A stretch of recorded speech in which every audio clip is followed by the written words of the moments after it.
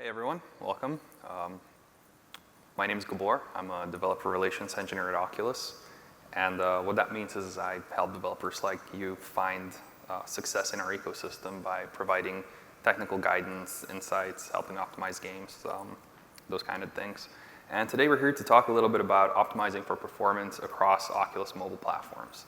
And a lot of the guidance that we're going to talk about here is aimed towards VR development, but it's also just good general best practices when developing for mobile with Unity. So VR specific, but also just good stuff to follow in general for mobile. And I'm going to get right into it. Use ASTC texture compression, please. All of our mobile platforms run on Android. ASTC will give you the best balance of quality to file size. Might not always be appropriate for things like UI, but on a 3D model, this is going to look fantastic, right? And the whole idea with ASTC texture compression here is that you're sending less data to the GPU from main memory. So you're spending less time transmitting data, you spend more time actually drawing. Let's take a real quick look at what this looks like. So you got an uncompressed texture that's about 20 megs, you got a compressed texture that's about 1 meg. That's obviously less data to send, but this isn't exactly a fair comparison because I've had to resize these textures so much. So let's focus in on just like one tiny area of the texture. If you look super closely, you can kind of tell there is a little bit of a difference, especially near the edge of the texture where the curves happen. But really, when you're looking at this, it's on a 3D model and it's not right up in your face. Really hard to tell. There is the Melee texture compression tool, developer.arm.com. You can actually use that to preview different texture compression levels for and methods for textures, and it will generate a diff map so you can actually tell what part of the texture is getting aliased, where your issue spots might be, and it lets you kind of really fine-tune things like what kind of block compression to use and how your textures might look. The biggest win you're going to get, especially when developing for VR, is enabling single-pass stereo. So single-pass stereo rendering is an OpenGL extension that is effectively you submit a draw call with two matrices, one for the left eye, one for the right eye, and that one draw call draws your mesh for both eyes. And this is a magic win. You just set the single-pass preview, Unity does all the matrix stuff for you. It's probably the easiest thing you can do to get performance. And the idea here is, since your draw calls don't cost as much, you can issue more draw calls, have a bigger, better, more vibrant scene. And this is a CPU side win, right? So you still have to render the same amount of pixels for both eyes. You're just using less draw calls to render the scene twice. If we look at the profiler, you'll see that using single pass stereo actually does reduce your set pass calls quite considerably. And this is going to be a bit of a theme in this talk. We're going to look at the profiler quite a bit just to make sure that things work as expected. So there is some things you can do to further reduce your draw calls, but they're not easy and they're not magical, and it's not just a drop-down button here. You're going to want to batch your meshes, atlas your textures, and reduce the number of materials you're using. The screenshot here is actually from a Dead and Buried demo we did at Oculus Connect 4, and this whole environment renders in just a couple of draw calls. And we'll look at some practical examples of this in just a second. So this is the saloon scene from Dead and Buried. It's made out of about 900 objects, but it's batched together to just about 2 objects. So the whole thing renders, the whole environment renders in 2 draw calls. It's a lot more efficient to push a lot of vertices in a few draw calls than to push a few vertices in many draw calls. Every draw call has an overhead.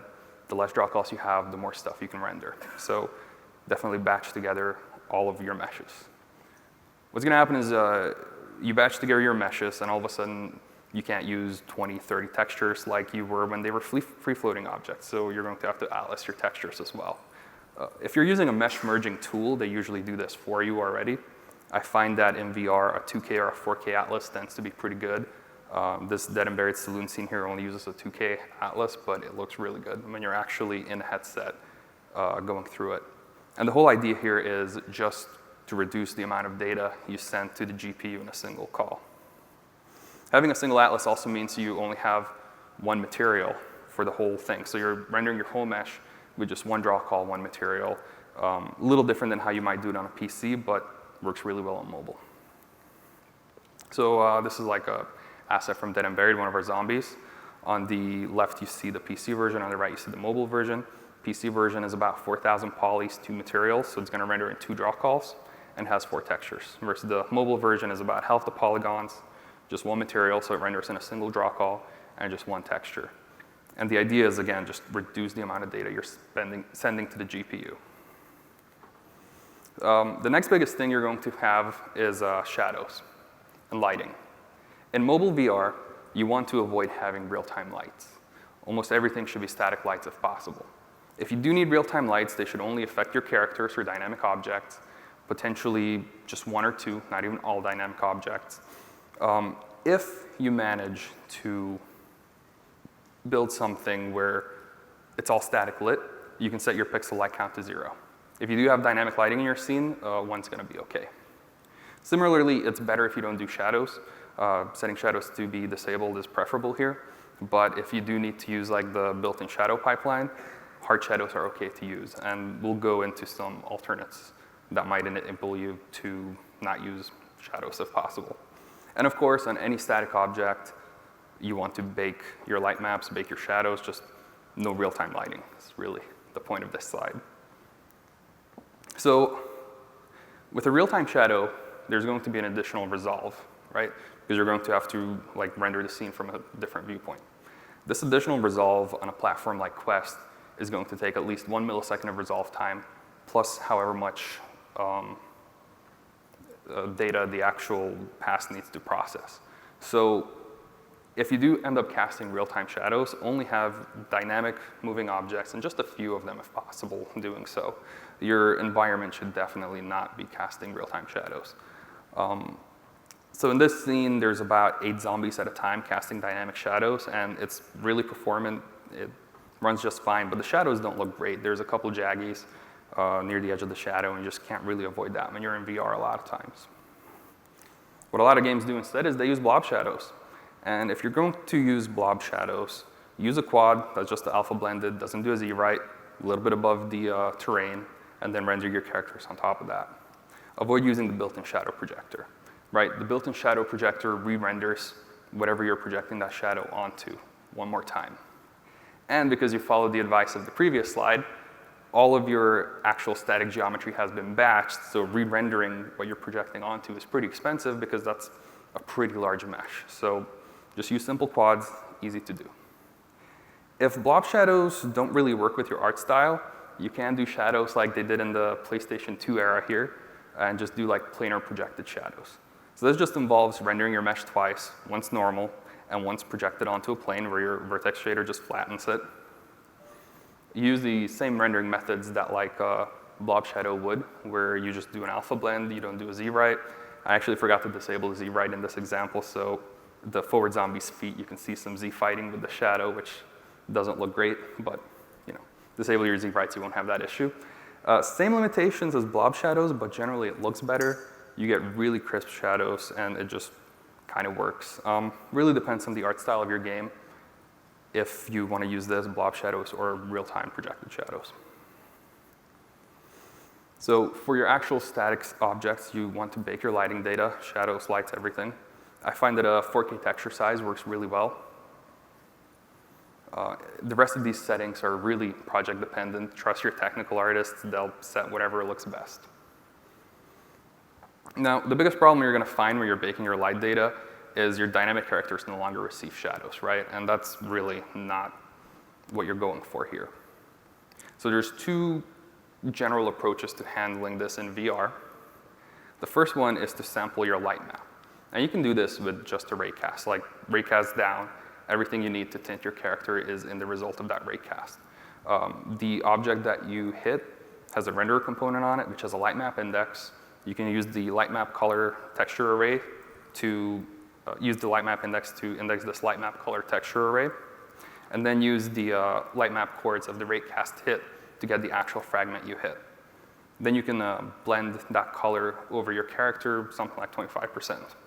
So if you just do that, you effectively get like a fake light probe effect where your character will be tinted to whatever color the light map has for the particular fragment it hit. In this demo, I actually used converted that color to grayscale to just get like a black to white transition on the character, and it looks pretty good. But light probes work for this really well. They're built into the editor, and they're really efficient on mobile, so you should probably use light probes. They have a very easy setup time. They might make your light bake times take a little bit longer, but they're going to look good. They're easy to use, and just really no reason not to use light probes here. And any other lighting effects, fake them. Avoid having multiple render passes, right? Like things like volumetric lights where you might need a second render pass, you can usually just fake with some imposter geometry. In this example, we just have a quad. It has texture on it. It has some UV animations and a little particle system on the bottom for some extra dazzle. And it looks good enough. And so long as you can move everything into that primary render pass and not include additional render passes for additional resolves, you should be running fairly performant, even with all the, even with having to render a scene twice. Another question I get quite often is, what kind of color space should I use, gamma or linear, right? Your linear color space, that's going to look more realistic, but it requires OpenGL ES3 support. Your gamma color space, a little less realistic, but it works everywhere. For a game like Dead and Buried, since it's a bit of a cartoony look, gamma works just fine. I tried to get a good screenshot to compare the two, but linear was broken in this screenshot, so I apologize. This isn't like a fair comparison. But I think this kind of gets the point across when you look at the gun. The linear color space for the gun looks a little bit more realistic, even though the lighting on it is a little too dark. Another kind of color trick you can do is per material color grading. So color grading is usually implemented as a full screen effect where you render your whole scene and then you do like a color grading pass. Instead, what you can do is you can find a 3D lookup texture, which is usually just this white texture with a bunch of colors. Take a screenshot of your game, import both of these into Photoshop, play around with your color curves in Photoshop or whatever image editing software you use, and export just the lookup texture. Once you've exported this lookup texture, you want to modify all of your fragment shaders so that the final fragment color's RGB value is used as a lookup into this 3D color table, effectively. Then you tint your final fragment to whatever color you get back from the color table. Because it's done per material, it's done in the main pass, and it avoids that additional resolve cost. And the thing is, it sounds like a major pain, but remember, the scene here, the entire background is rendered with just 2 draw calls. All of the characters use the same material. I had to edit 1 shader and 3 materials to add color grading to Dead and Buried in this example. Anti-aliasing, use 4x. Actually, there's a use recommended MSA level in OVR Manager. So if you're using our platform tools, trust what they tell you. But there's really no win beyond 4x. If you set your MSAA to 8x, you're not really going to see a huge difference. You're better off, if you're at 4x, then you need better aliasing. You're better off actually scaling your render target to something like 1.1 or 1.2 times the size it is.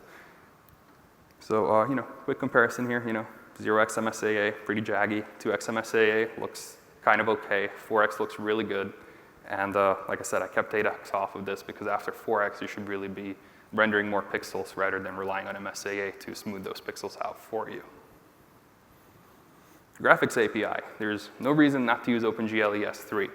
All modern mobile VR headsets support OpenGL ES3. Vulkan works. It's a good fallback. But a lot of developers I talk to seem to expect some kind of magical performance win from Vulkan. Vulkan will not make you have like magical GPU cycles. It's a CPU side win. It reduces the cost of your draw calls so you can issue more draw calls. Kind of the same thing that single pass stereo rendering does. The thing is though, Vulkan hasn't been as thoroughly tested as OpenGL ES3 at this point, so it's not quite as reliable. If you are running into like being draw call bound, which we'll talk about in just a little bit here, Vulkan is a good thing to consider, but in general, I think OpenGL ES3 right now is a really stable, good target to be on.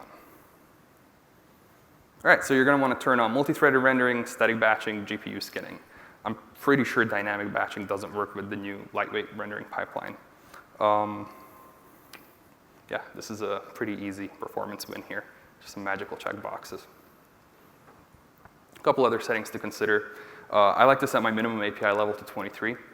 23 is where Android changed their permission model. There are some VR devices that might run below the 23 mark. There is a hardware report on developer.oculus.com where you can actually check what percentage of devices support which API levels and make a really educated guess on this. All of our devices also, you can use the ARM filter here. They only need the ARM bytecode. And setting the device filter to ARM will save you anywhere from 10 to 20 megabytes of disk space. Consider setting your scripting backend to IL2CPP. Not a hard requirement, but it's good. Pre-baking your collision meshes will increase your build times, but it's going to be pretty noticeable on your load times. Keep loaded shaders alive will just make your game run a little bit smoother. And optimized mesh data will, again, save anywhere from 5 to 10 megs off your final APK size. A lot of these size wins are minor, but they do add up.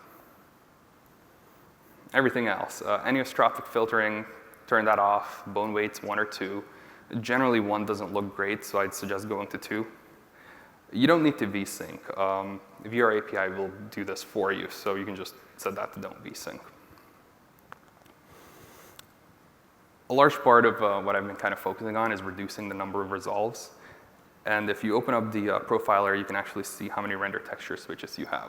Now, render texture switch, it's kind of hard to optimize based on this. You might have to use an external tool like RenderDoc, but effectively you want that to be 0.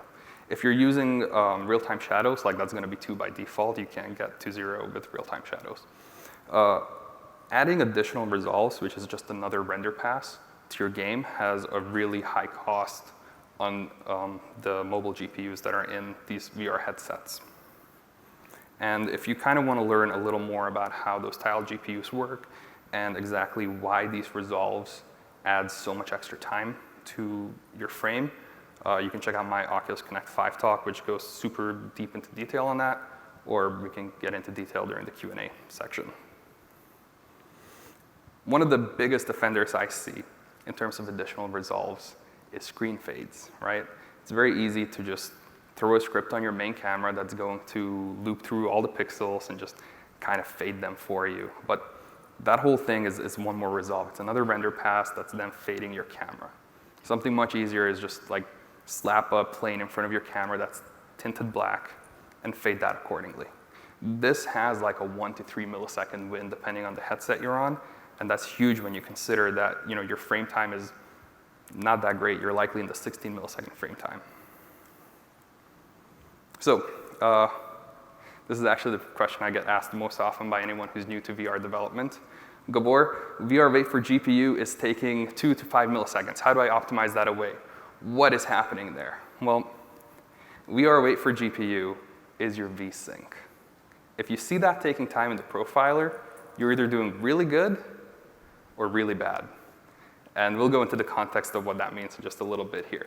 But basically, know your frame time, right? If you want to hit 60 frames per second, and your frame is under 16 milliseconds, and you see like a 2 millisecond VR wait for GPU, that means that you are done ahead of time, and you're just waiting for that next vsync. So, probably don't freak out. Definitely don't try to optimize this away.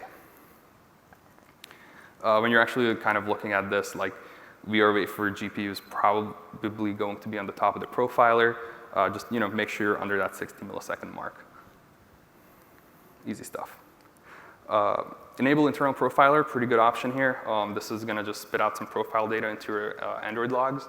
If you're collecting these logs from like playtest sessions, you can actually just build a graph over time and just get some like frame rate timings, even if you're not connected to the profiler.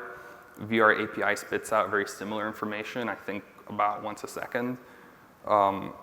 It's not quite as in-depth as I like it to be, but it will tell you if you need to maybe take a deeper look and optimize somewhere. That being said, let's talk a little bit about profiling workflow.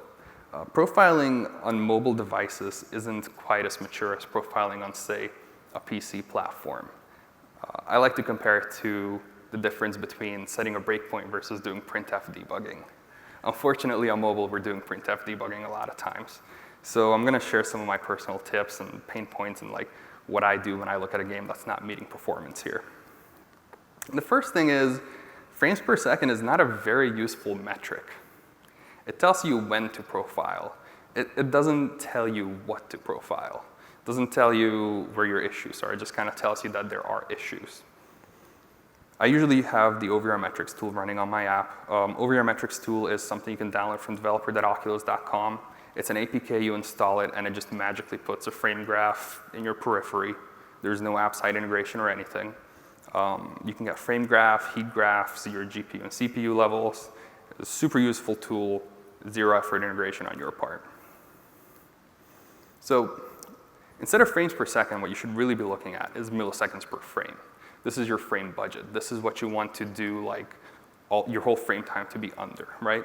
So if you're making a game and you're targeting 60 frames per second, your frame budget is 16.6 milliseconds. You need to make sure you do all of your logic, your rendering, everything under 16.6. So this is a very simplified view of what a frame might look like. And the reason it's simplified is because this is all assuming that everything happens on one thread. If you check the multi-threaded rendering checkbox in your build settings, it gets a little more confusing because there are now 2 threads. But basically what we're looking at here is a game that's running at 30 frames per second, and our target here is actually 60 frames a second. When you're looking at the profiler, you're going to see that wait for vsync, VR, that wait for GPU, takes up 12 milliseconds of time. And you might be like, oh man, that's the biggest offender here. How do I optimize that away? But that's what I was saying earlier. Like, you don't actually want to optimize that away. That's just like you're waiting for vsync there. Your actual frame time is 21.2 milliseconds, and you want to compress that. So here, like, the game logic is taking 15 milliseconds, and I called out in this imaginary example that physics is taking 8.3. If we can shave about 5 milliseconds off of the physics, we'll be back in that 16.6 millisecond range, and the game's going to be running at performance. If we were able to do both the game logic and the rendering in something like 8 milliseconds, you'd see another 8 milliseconds of wait for vsync, or VR that wait for GPU, leading up to the 16.6 millisecond time. That's the case we're seeing that is actually a good thing. That means that you're under your frame budget, you can add some more stuff to your game, really make it pop.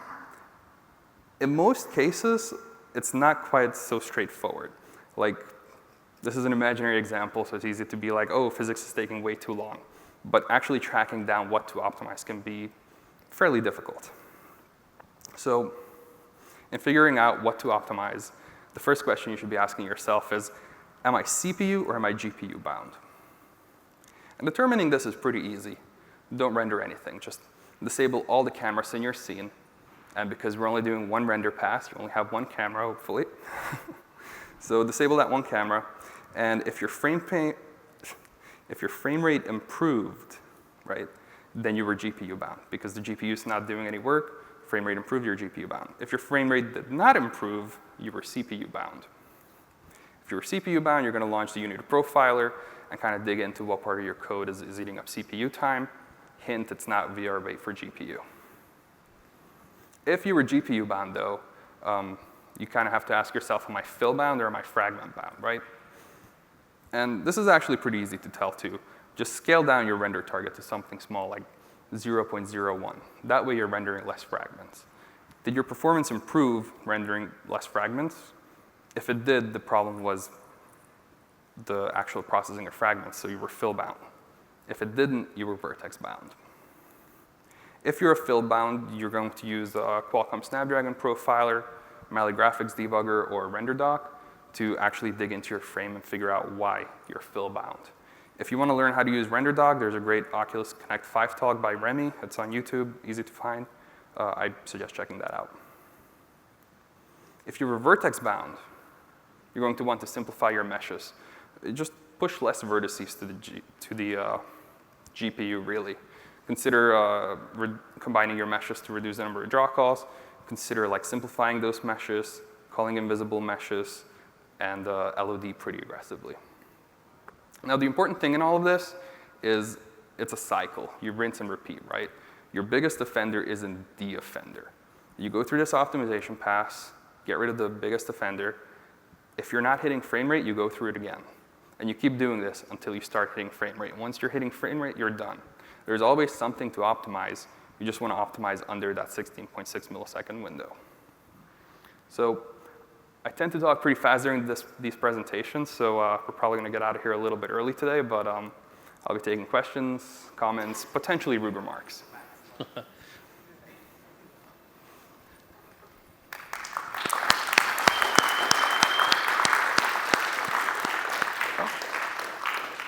Only 5 minutes too fast, so. I got a rude remark. That was probably the best presentation I've seen of the whole thing. Useful from beginning to end. Thank you very much. The big problem we're having is not any of this. The big problem we're having is the fact that we're giving Oculus Go's for education and for older people, and they always hit the home button and they back out of the app, and they also can't reboot from the app. Is there a way yet that we can have our app just constantly reload without going to the Oculus Home and stop that back button from killing the app?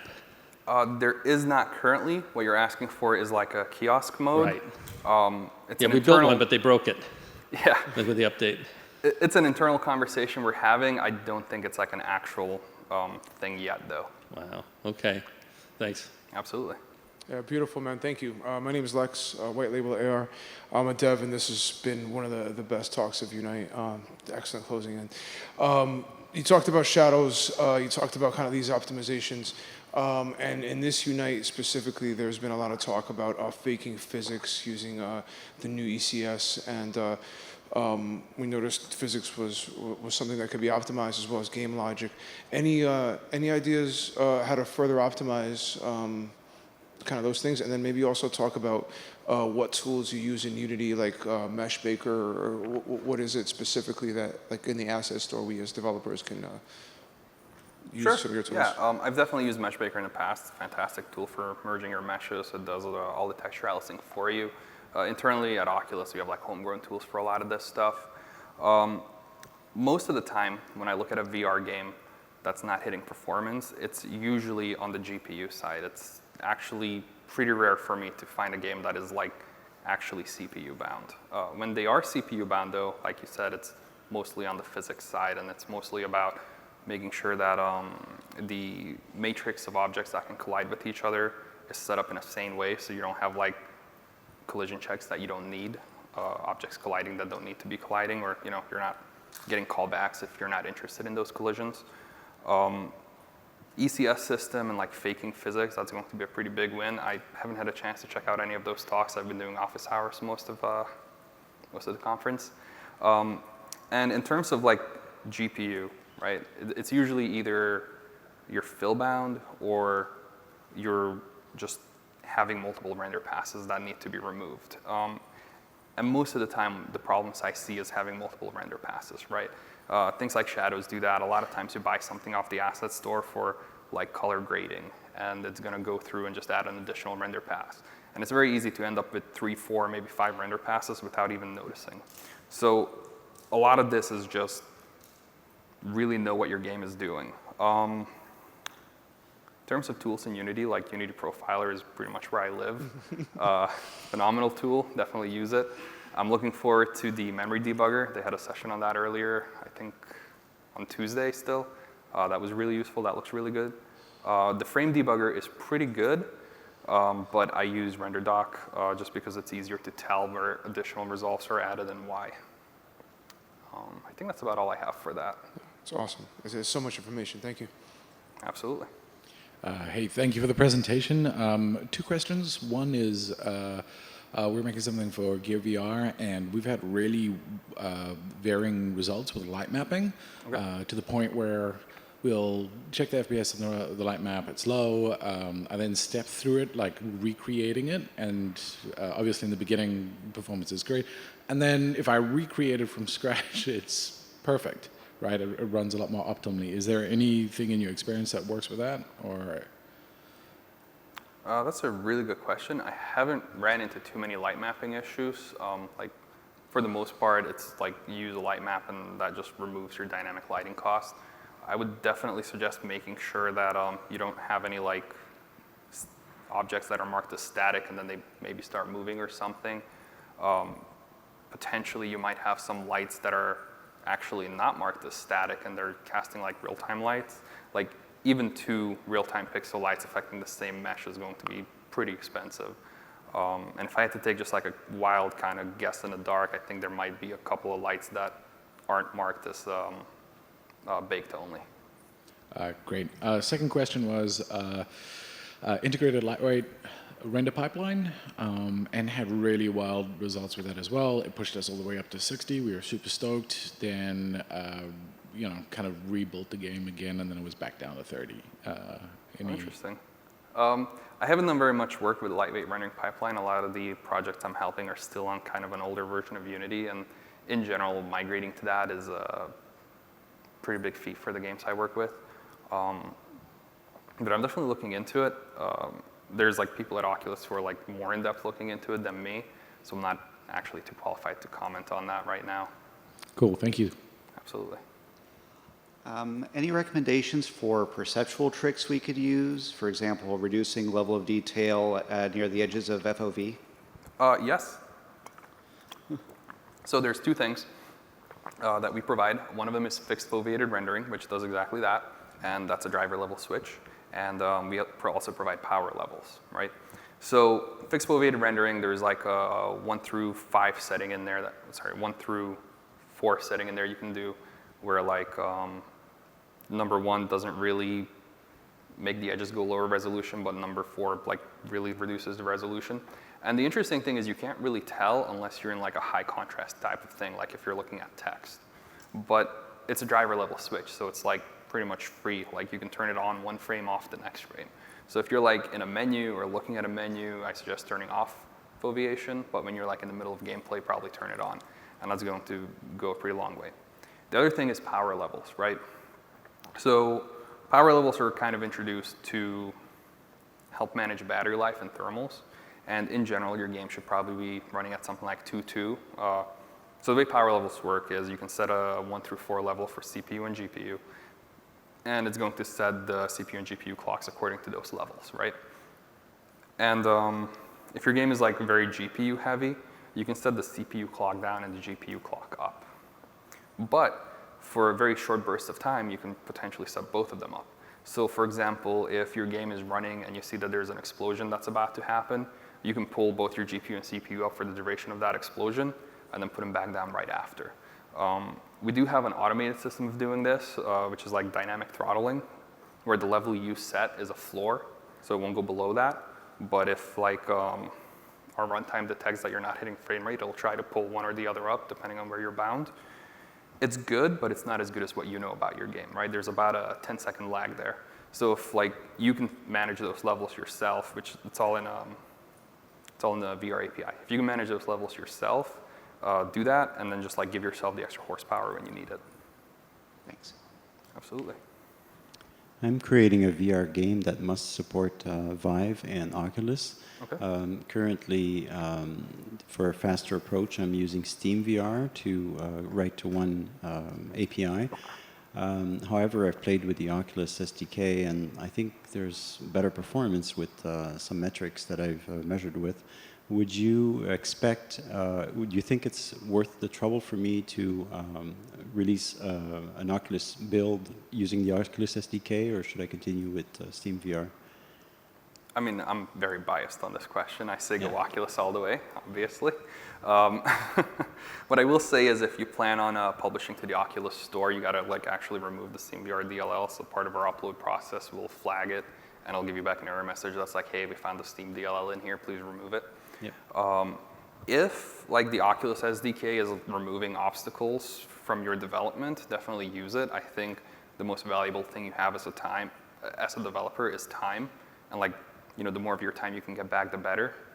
On the other hand, you always want to optimize for like worst case scenario, right? So if you're not getting quite as good performance with a different SDK and the only difference is the SDK, then probably start with the not so great SDK and optimize for that because you know that the other one is going to hit performance.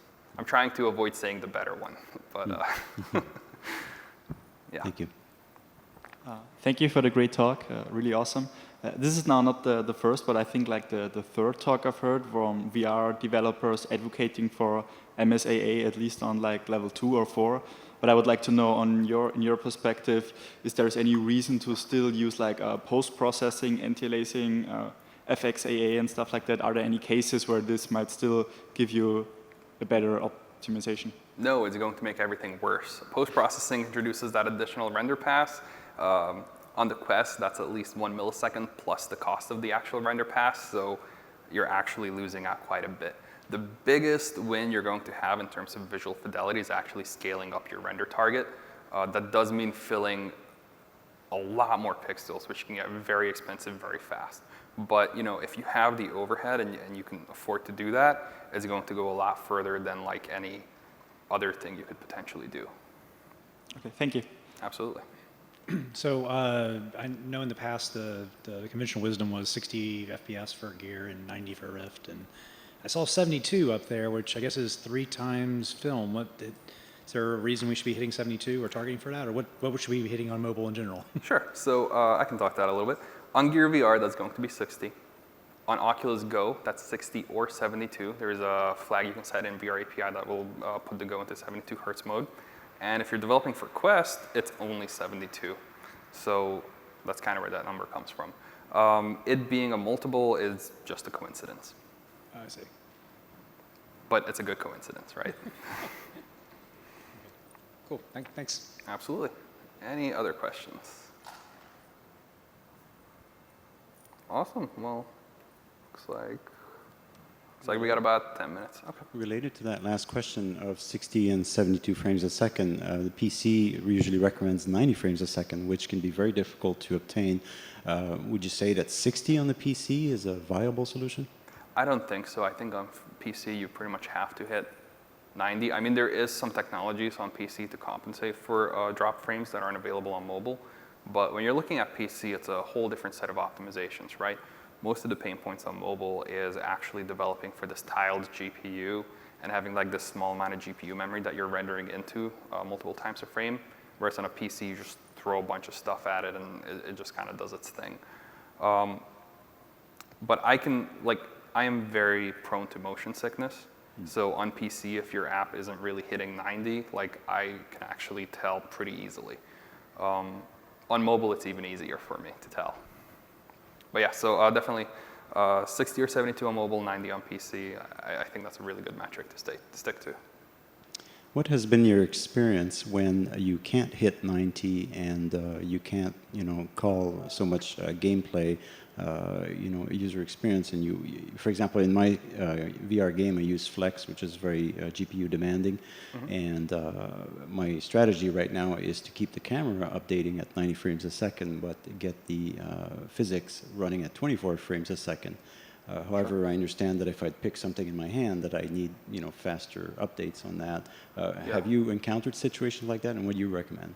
I encountered a few situations like that, and in most of those cases, the game's actually going to be rendering at 45, and it's going to be relying on like the technology we provide to like fill in the missing frames. That's definitely a better experience than like running at 90 and not really being able to pick stuff up. That's actually a really hard question. Like the further away you get from like your actual frame time versus your render time, the kind of weirder the game world becomes. It's almost like walking on water to me. So I would definitely suggest, like, even if you have to drop down to 45 for rendering, just try to keep them as close as possible. Thank you. Absolutely. Does any of this talk not apply to 2017, or is it all current versions? It should all apply to anything greater than 5. In 2017, 2018, there's a lot of like fancy new stuff like the programmable render pipeline, or the lightweight render pipeline. Sorry, and if you can use those, do. Like there is definitely more wins to be had, but like on a base level, Unity 5 up will work with all of this. It's mostly about Android. It's mostly about like actually understanding how the mobile GPU works, what to do, what's performing on it, what's not, and then like how the checkboxes in Unity affect that. Yeah, first off, I agree with others here who said like this is the best, most useful talk of the show so far. So Flattery will get you everywhere. Huge thanks for that. But yes, you mentioned earlier something about the lightweight render pipeline, there being a particular feature not available in the lightweight render pipeline that was on one of the slides. Could you remind me which one that was? Dynamic batching, and dynamic batching is really hard to do for most games because there's like some pretty strict restrictions on it. I don't actually remember what they are off the top of my head, but it has to do with like the number of vertices, the actual data in those vertices. So most games don't actually benefit from that. That not being available in the lightweight pipeline is not a loss at all to most developers. Awesome. Cool, we keep getting questions. I like it. Good audience. Is there Unity game that you can recommend that we can look at that basically provides best practice to operating with Oculus VR? Really good question. If you're just looking at like gameplay and like all that, Dead and Buried is made with Unity. If you're looking for like actually like more in-depth stuff, we have a sample framework for Unity, which is on the Unity Asset Store. And there's also developer.oculus.com and then the blog, so developer.oculus.com/blog, which goes through a lot of these kind of best practices, provides a lot of samples, things of that nature. It's a really good place to like get started really quickly. Thank you. All right, additional questions, going once, going twice. All right, if anyone thinks of anything else, I'll be in the question area for like another 5 minutes. Thank you.